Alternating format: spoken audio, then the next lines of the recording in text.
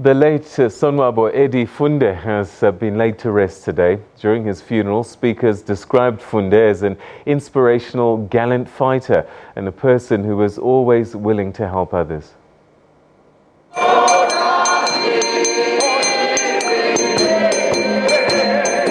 A befitting farewell to a stalwart and a lifelong activist, he demonstrated to community development and public service.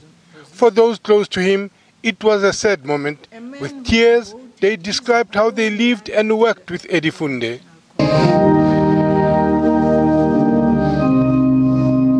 Your calls will be missed. Every Monday or Tuesday, I'll receive a call from you where you'd insist on being briefed on the activities of the Veterans League. Bra Eddie would say, "Snooky." I would reply, "Good morning, Bra Eddie." In a conciliatory and persuasive tone, he would say, "When and how is the Veterans League going to implement its resolutions and those of the ANC in uniting society, getting rid of corruption, factionalism and gatekeeping?" Eddie became popular with all sections of Australia's community and was creative in establishing all sorts of ANC solidarity structures and networks and projects amongst the churches, the unions, parliamentarians, lawyers, business, the media, the expatriate South African community, and Australian musicians who volunteered their services at rock and pop concerts to raise money for the ANC. Says Helen McHugh, Foundation Director of the Union Movement's International Aid Agency, AFIDA, Eddie was an inspirational, courageous and an extraordinary ambassador for the ANC. To family, Eddie Sonwabo Funde was a very graceful person.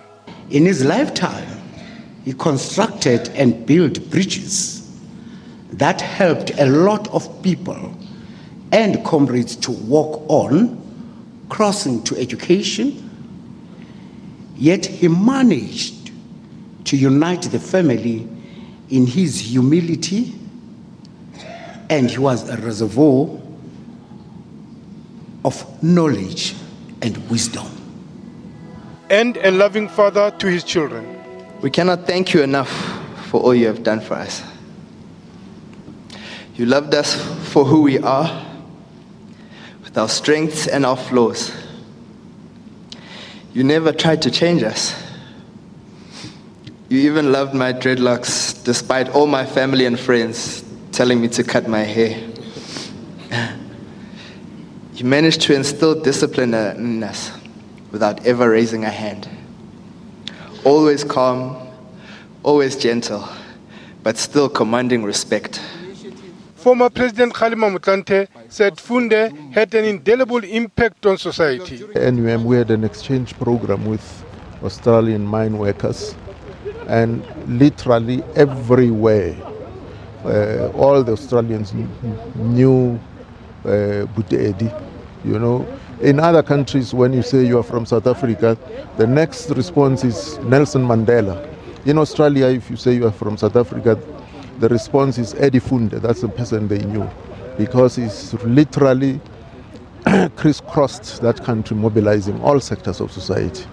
His contributions to the ICT sector, to broadcast in this country, I think will leave an indelible imprint, and hopefully he's laid the foundations that we can build on and take forward, because it's been his struggle for democracy that stands out in the way that it does. Areas of development, this was the master, and I'm so sorry that we find ourselves having to lose him at this time. I think, as you heard, even after his terrible injury, he still had that spirit of a fighter, never despaired, never gave up. Former President Thabo Mbeki was unable to attend the funeral, but sent a message in which he said Eddie belonged to a generation of South Africans on which history imposed serious obligations. His illustrious contribution to the struggle for liberation must serve to inspire generations to come. ANC's Gauteng Provincial Secretary Hope Papo called on South Africans to follow in Funde's footsteps in championing the right of the ordinary citizens. Funde's untimely death occurred from cardiac arrest. He was laid to rest at the Four Ways Park Cemetery. Lehana Tsoteti, SABC News.